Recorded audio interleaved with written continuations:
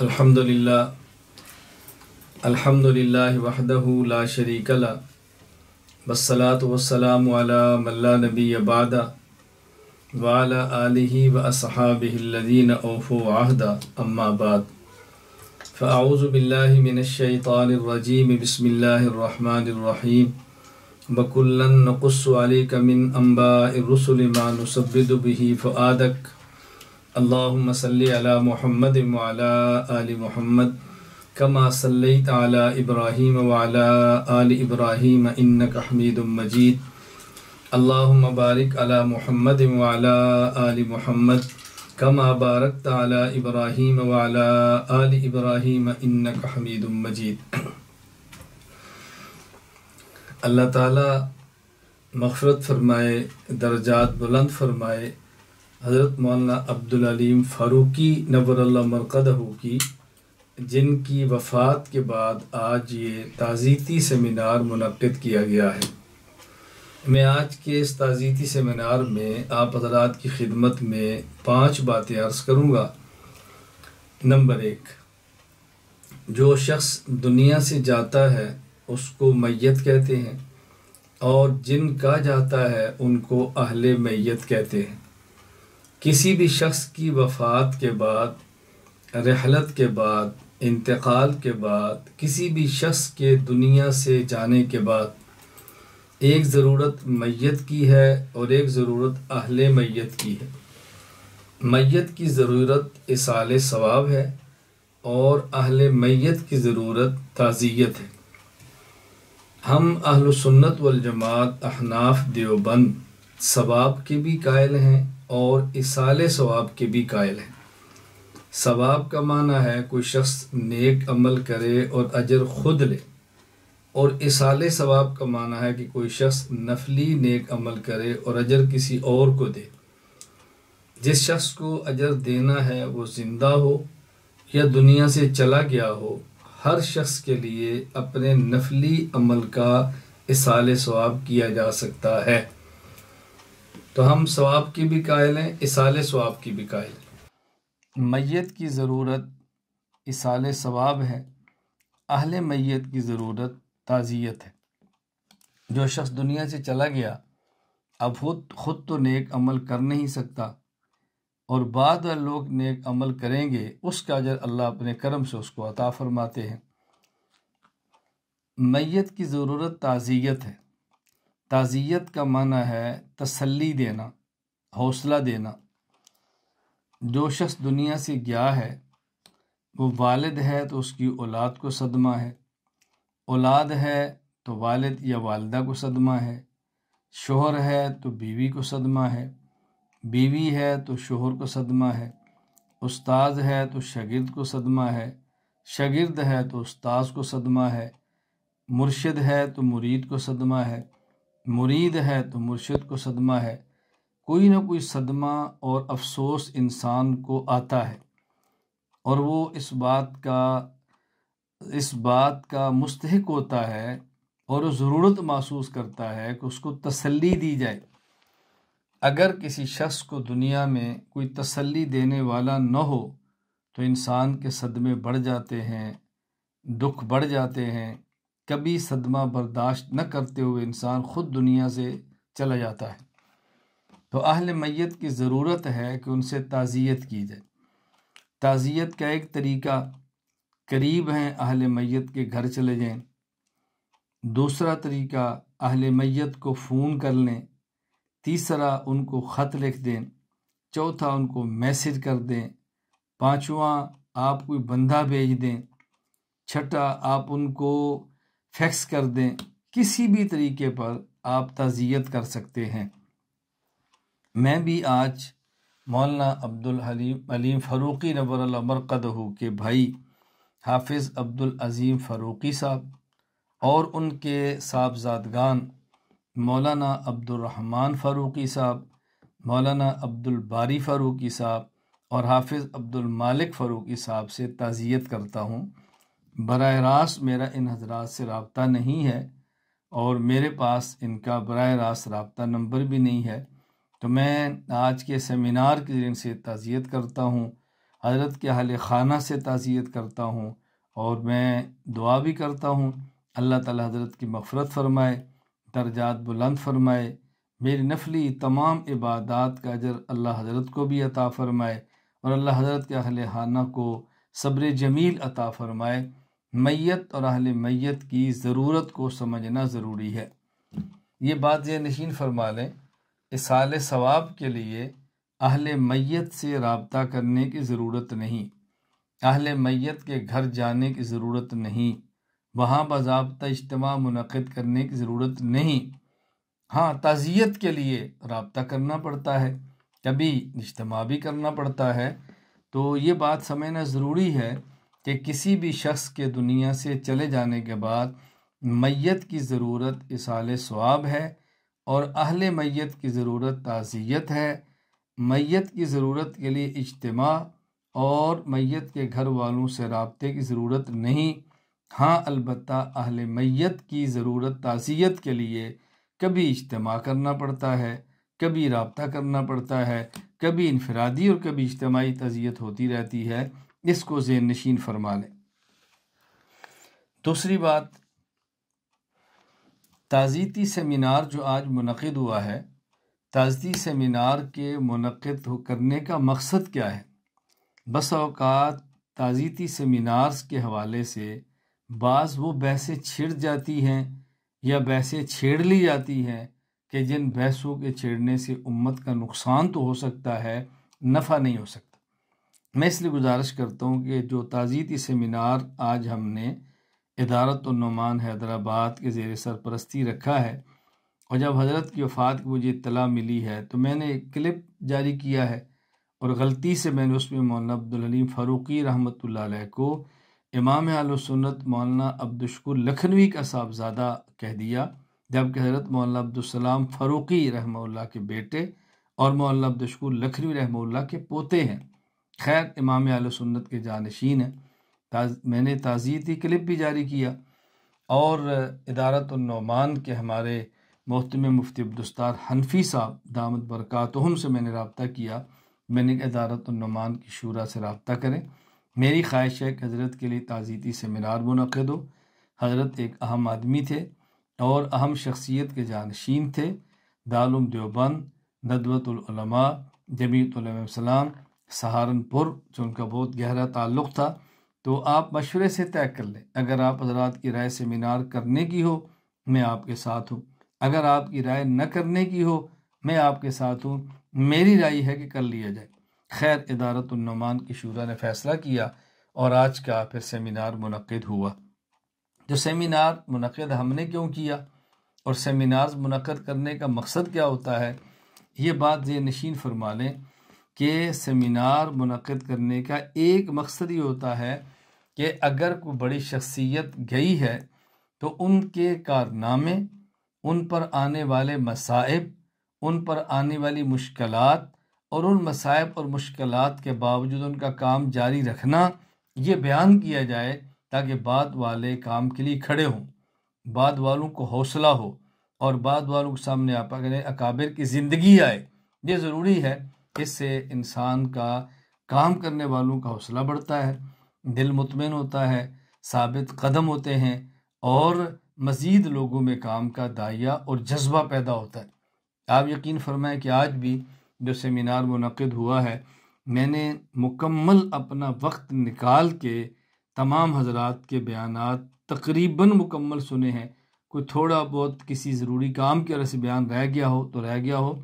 मैंने मौलाना बरार हनफी साहब, मौलाना मुफ्ती इमरान हनफी साहब, मौलाना अब्दुल कदीर साहब, मुफ्ती हसामुद्दीन साहब, मुफ्ती मोहम्मद इमरान साहब और हाफिज़ अरशद हनफी साहब, मौलाना शाह आलम गोरखपुरी दामद बरकातुहुम, इन तमाम हज़रात के बयान मैंने सुने हैं और आप यकीन फरमाएं कि इन हज़रात के बयान सुनने से मुझे बहुत फ़ायदा हुआ है। मुझे बहुत फ़ायदा हुआ है।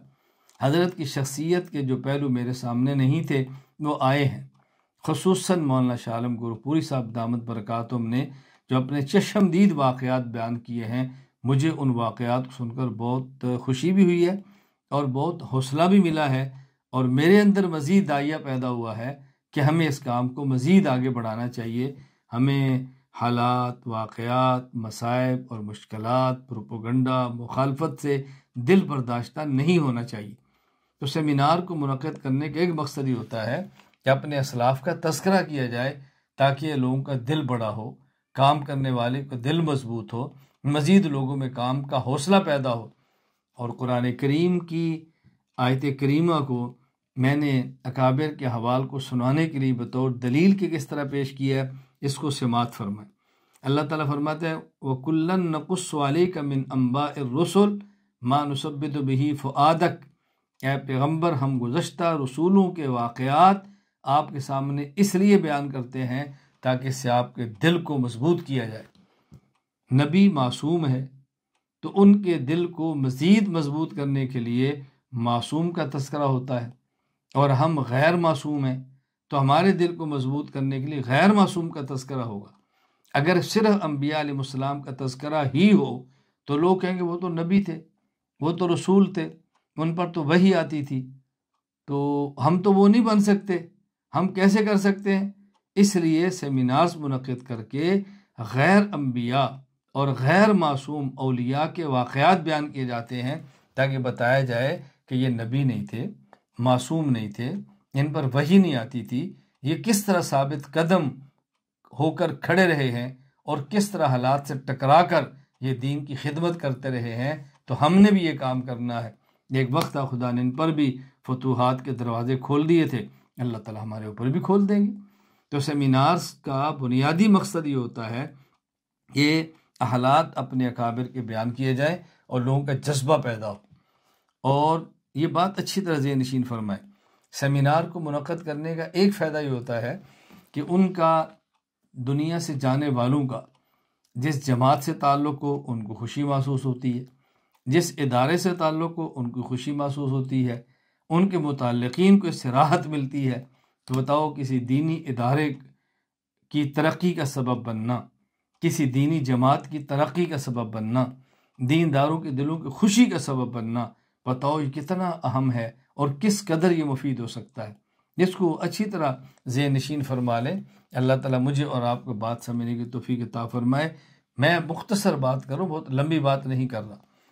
नंबर 3, देखिए उलमाए हक ये अम्बिया अलैहिस्सलाम के वारिस हैं और खुसूसन ख़ातमुल अंबिया हजूर अकरम सल्लल्लाहु अलैहि वसल्लम के वारिस हैं।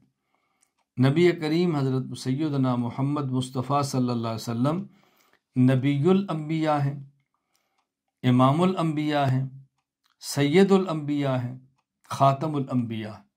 आपके बाद कोई नबी पैदा नहीं होगा, आपके बाद कोई नया नबी नहीं आएगा, आपके बाद कोई नबी पैदा नहीं होगा, आप आखिरी नबी हैं। आपका ऐलान है अना ख़ातमुन नबिय्यीन ला नबिय्य बादी, मैं आखिरी नबी हूँ और मेरे बाद कोई नबी पैदा नहीं होगा। हज़रत ईसा अलैहिस्सलाम पैदा नहीं होंगे, वो नाजिल होंगे। नए नबी का पैदा होना और होता है और गुज़श्ता नबी का आसमान से नाजिल होना ये अलग होता है। दोनों में फ़र्क समझने की कोशिश करें, कभी उलझन के अंदर मुब्तला नहीं होना। लेकिन अल्लाह ताला ने क़यामत तक जो दीन को बाकी रखना है उसके लिए अल्लाह ने इल्म नबुव्वत का वारिस उलमा किराम को बनाया है। तो उलमा ये अम्बिया के वारिस हैं। नबुव्वत तो नबुव्वत है, वो तो नहायत जामी शख्सियत है, नहायत कामिल अकमल शख्सियत है, हर एतबार से कामिल और मुकम्मल है। खुसूसन सैयदुल अंबिया वल मुरसलीन ख़ातमुल अंबिया हज़रत मोहम्मद अरबी सल्लल्लाहु अलैहि वसल्लम कामिल है, अकमल है। अब पैगंबर के जो वरसा हैं वो नबी वाले काम को करते हैं। अल्लाह के नबी सल्लल्लाहु अलैहि वसल्लम ने कुरान दिया है, कोई बैठ के कुरान पढ़ा रहा है। आपने अज़ान का हुक्म दिया है, कोई अज़ान दे रहा है। आपने मुसल्ले की इमामत फरमाई है, कोई नमाज पढ़ा रहा है। आपने कुरान समझाया है, कोई दर्स कुरान और तफसीर कुरान दे रहा है। आपने दीनी उलूम दिए हैं, कोई बैठ के नबुव्वत के अकायद, नबुव्वत के अमाल, नबुव्वत के मसाइल पढ़ा रहा है। तज़किया किया है, कोई खानकाहों में बैठ के तज़किया कर रहा है। पैगम्बर पाक ने जिहाद फरमाया है सल्लल्लाहु अलैहि वसल्लम, कोई मैदान जिहाद में निकले हैं। रसूल अकरम सल्लल्लाहु अलैहि वसल्लम ने सियासत शरिया उम्मत को दी है, कोई सियासत शरिया को लेकर चल रहे हैं। मुख्तलिफ शोबाजात हैं जो अल्लाह के नबी सल्लल्लाहु अलैहि वसल्लम ने उम्मत को अता फरमाए हैं। इनमें एक अहम शोबा इहकाक हक़ और इब्ताल बातिल का है। ख़ुद रसूल अकरम सल्लल्लाहु अलैहि वसल्लम ने इहकाक हक़ इब्ताल बातिल फरमाया है और आप पर नाजिल होने वाला कुरान इन लफ्ज़ों में इसका जिक्र करता है, लियुहिक्कल हक़्क़ व युब्तिलल बातिला। अल्लाह ताला मार के कायम फरमा देते हैं ताकि हक़ का हक़ होना वाज़िल फरमा दे और बातिल का बातिल होना वाज़िल फरमा दे। और इब्ताल बातिल इहकाक हक़ इब्ताल बातिल कितना अहम है। ख़ुद रसूलुल्लाह सल्लम अल्लाह से दुआ फरमा रहे हैं, अल्लाहुम्मा अरिनल हक़्क़ हक़्क़ा वरज़ुक़ना इत्तिबा व अरिनल बातिला बातिला वरज़ुक़ना इज्तिनाबा। दुआ मांग रहे हैं। अब इस हवाले से ज़ेहन नशीन फरमा दें कि इहकाक हक़ इब्ताल बातिल के लिए हमने क्या करना है। इहकाक हक़ इब्ताल बातिल के लिए बुनियादी तौर पर 4 चीज़ों का ख्याल रखना है। नंबर 1 इखलास, नंबर 2 एतदाल, नंबर 3 दलाइल, नंबर 4 तसलसल। अगर इहकाक हक़ इब्ताल बातिल के लिए इखलास नहीं होगा तो क़यामत के दिन अजर नहीं मिलेगा, जहन्नम का ईंधन बन जाएंगे। और अगर एतदाल नहीं होगा, तहरीक में तशद्दुद हुआ तो पुरतशद्दद तहरीकात ज़्यादा देर तक नहीं चला करती, नुकसानात बहुत ज़्यादा होते हैं।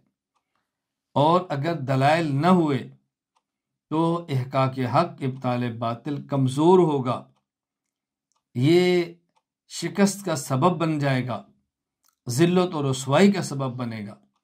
दलाइल हो पुख्ता हूँ।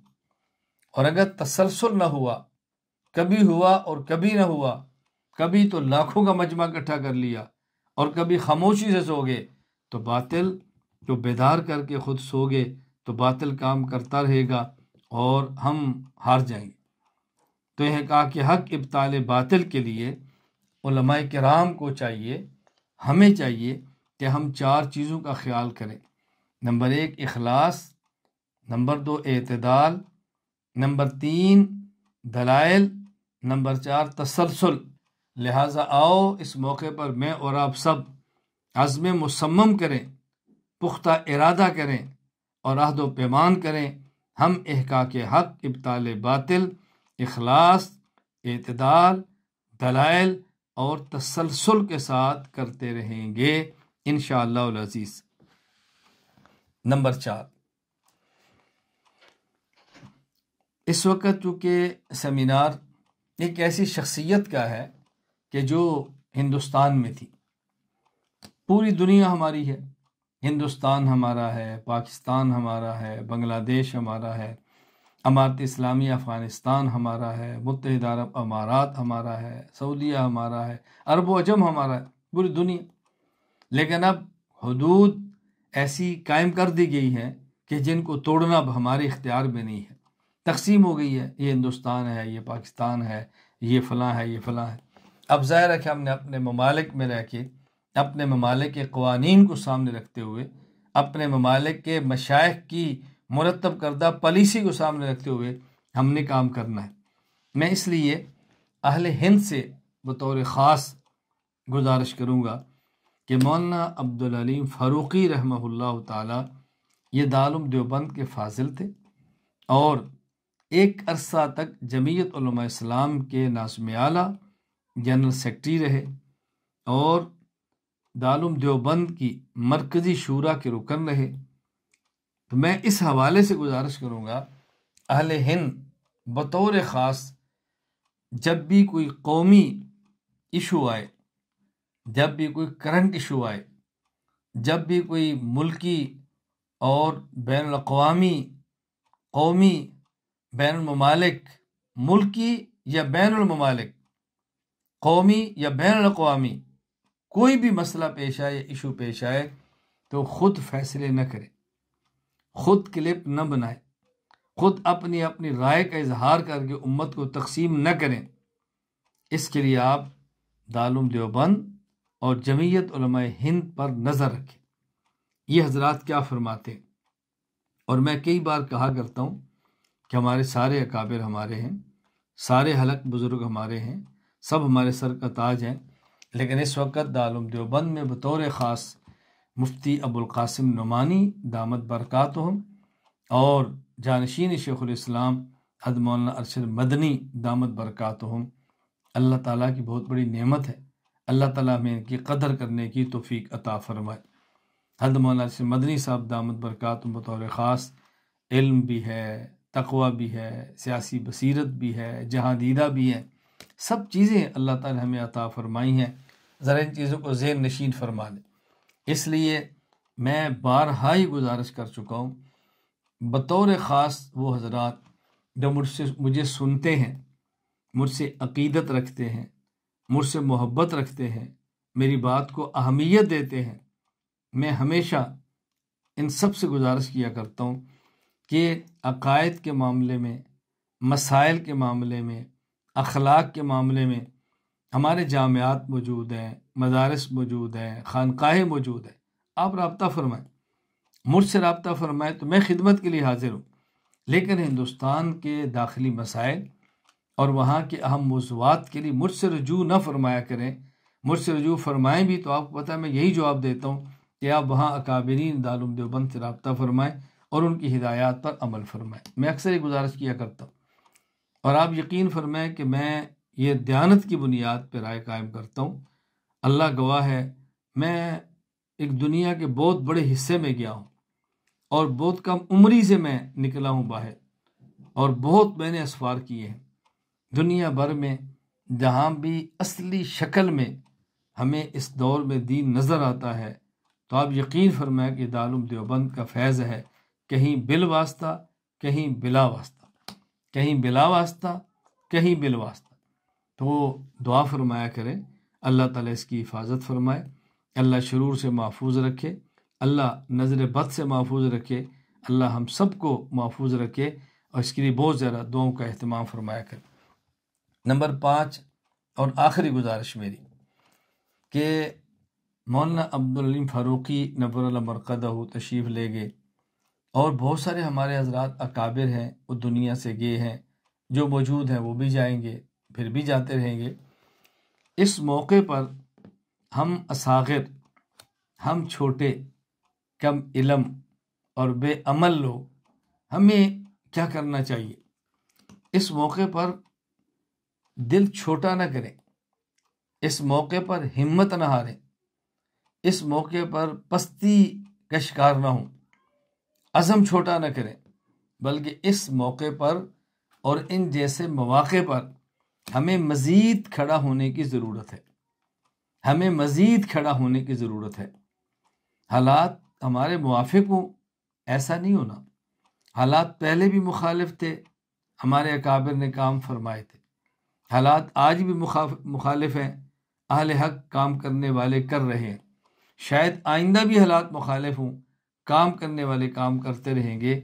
हालात पर तबसरा करने की बजाय अपने काम का मशवरा करना सीखें और काम का मिजाज बनाएं। मैं एक जुमला अर्ज़ किया करता हूँ कि हम दूसरों के काम पर 10 साल तबसरा करें, इससे बेहतर है अपने काम का 10 मिनट मशवरा करें। अपने काम का 10 मिनट मशवरा करना दूसरों के काम पर 10 साल तबसरा करने से बेहतर है। और ये यकीन फरमाएं जिसका बेहद फ़ायदा है। अपनी सफ़ों में इत्तेहाद रखें, अपनी सफ़ों में इत्तेफाक रखें, खुद इकट्ठे रहें और उम्मत को टूटने से बचाएं, बाहमी इख्तलाफात से बचाएं। अपनी राय हर मौके पर इज़हार करना जिससे उम्मत में तशत्तुत, तफर्रुक़, इंतिशार हो, इससे ख़ुद को बचाएं। और कहीं किसी इत्तेहाद के अंदर खामियां नज़र आएँ और किसी इख्तलाफ में खूबियाँ नज़र आएँ तो मेरी एक बात को आप पल्ले बांध लेना, ये बात ज़हन नशीन फरमा लें, इस जुमले को याद रख लें, 1000 खामियों वाला इत्तेहाद 1000 खूबियों वाले इंतिशार से बेहतर है। 1000 खामियों वाला इत्तेहाद 1000 खामियों से बेहतर है। इत्तेहाद अपनी सफ़ों में रखें, इंतिशार से बचें। तो इस मौके पर और ऐसे मौक़े पर हम अपने दिल को बड़ा रखें, और अपना ज़हन बनाएं कि हमने काम करना है। ये जो मैदान खाली है, हमने इस मैदान को खाली नहीं छोड़ना। जिन मैदान में हजरात काम कर रहे थे, मसलन मौलाना अब्दुल हलीम लखनवी रहमहुल्लाह ताला रद्द कादियानियत, रद्द रज़ाखानियत, रद्द गैर मुक़ल्दियत, रद्द राफजियत में नुमाया थे। और भी जो फितना इनके साथ उस पर काम किया है। तो हमने भी इस बात का ख्याल रखना है कि जिन मौज़ूआत पे हमारे अकाबिर ने काम किया है, जिन मैदानों में हमने काम किया है, हमने इस मैदान को छोड़ना नहीं। आजकल हिंदुस्तान में एक फितना शकील बिन हनीफ का भी है, शकीलियत का, और भी कोई फितने आ रहे हैं। इन फितनों के लिए दारुल देवबंद ने माशाल्लाह अच्छा नज़म कायम किया है। अभी फरवरी में मेरा सफ़र था हरमैन का, तो मुझे दो हजरात मिले जो नुमाइंदे की हैसियत से आए थे, मजलिस तहफ़्फ़ुज़ ख़त्म नबुव्वत की तरफ से, और काम कर रहे थे। पता चला कि दारूम की तरफ से आए हैं। हर मौलाना शेख मदनी साहब, मुफ्ती अबुल कासिम नुमानी साहब दामद बरकातुहुम का उनके पास ख़त भी था, और फितने शकीलियत के ख़िलाफ़ वो एक मैदान में निकले थे और मुलाकातें कर रहे थे। मुझे पता चला, उन्होंने राब्ता फरमाया, मुलाकात की ख्वाहिश का इज़हार किया। मैं बहुत खुश हुआ। वो तशरीफ़ लाए तो तकरीबन कोई 2.5 घंटे तक हमारी नशिस्त रही।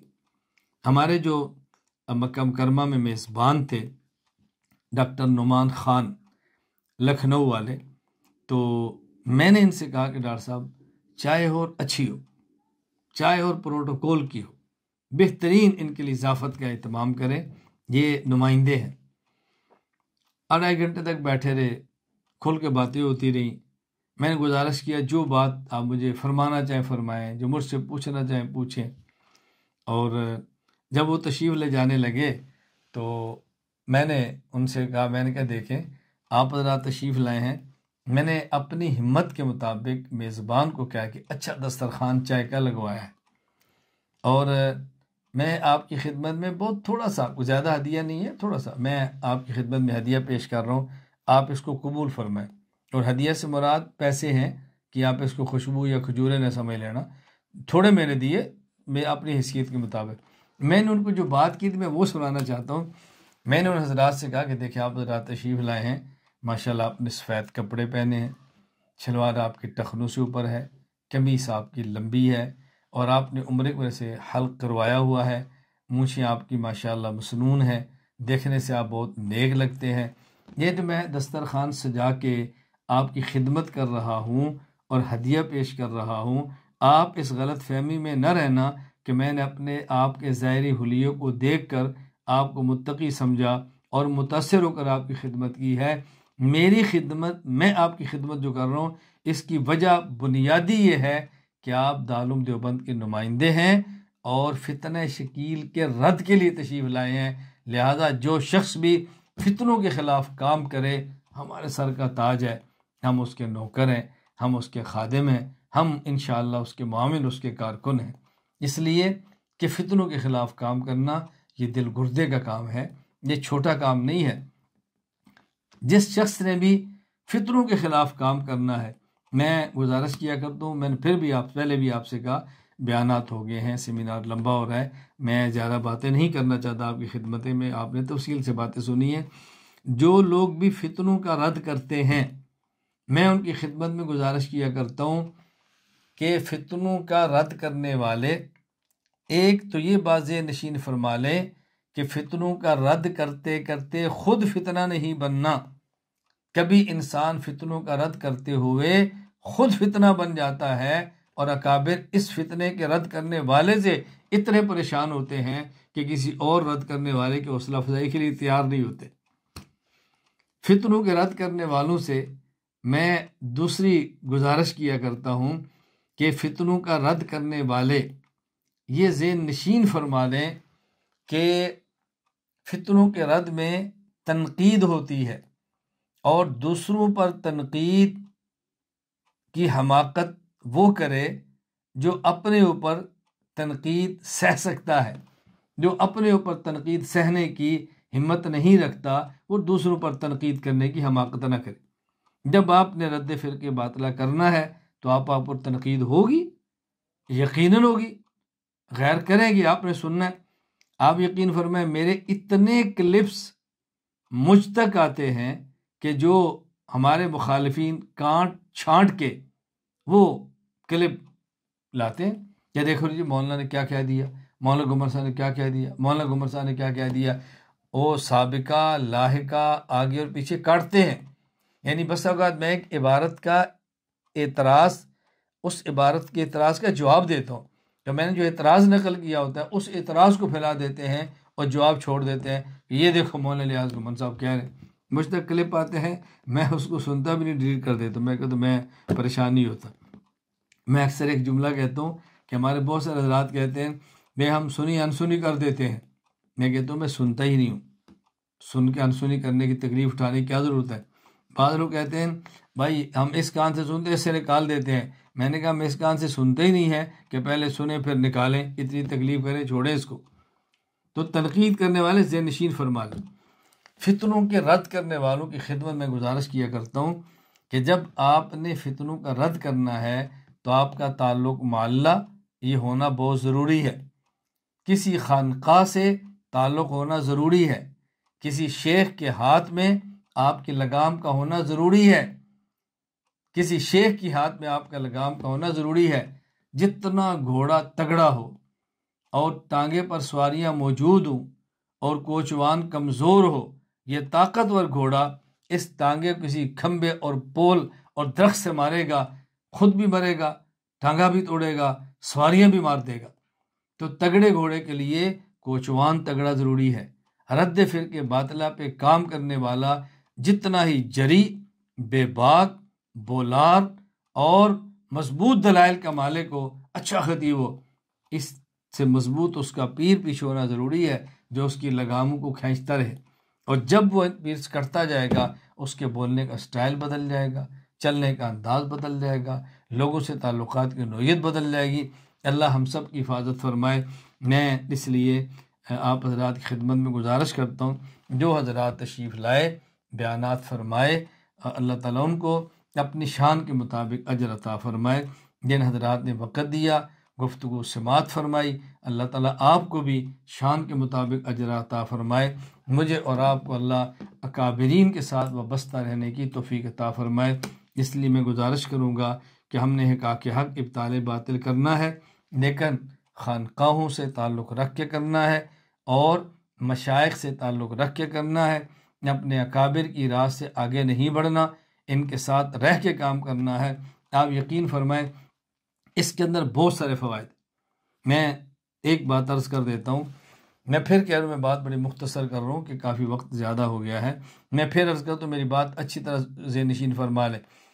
अगर हम अपने अकाबिर, अपने मशाइख, जमहूर अहल सुन्नत वल जमात के साथ रहेंगे तो जो मकबूलियत अल्लाह ने उनको दी वही मकबूलियत महबूबियत हमें मिलेगी। जो अल्लाह ने मदद उनके साथ फरमाई वही मदद अल्लाह हमारी करेंगे। और क़यामत के दिन जहाँ अल्लाह उनको रखेंगे, अल्लाह ताला हमें उनके साथ जुड़ने की वजह से वहीं रखेंगे। बताओ, दुनिया में कबूलियत भी मिल जाए, दुनिया में मदद भी मिल जाए और आखिरत में अशर अच्छा भी हो जाए, तो फिर क्या ज़रूरत है अपनी राय पेश करके अपने काबिर से कटने और अलग होने की।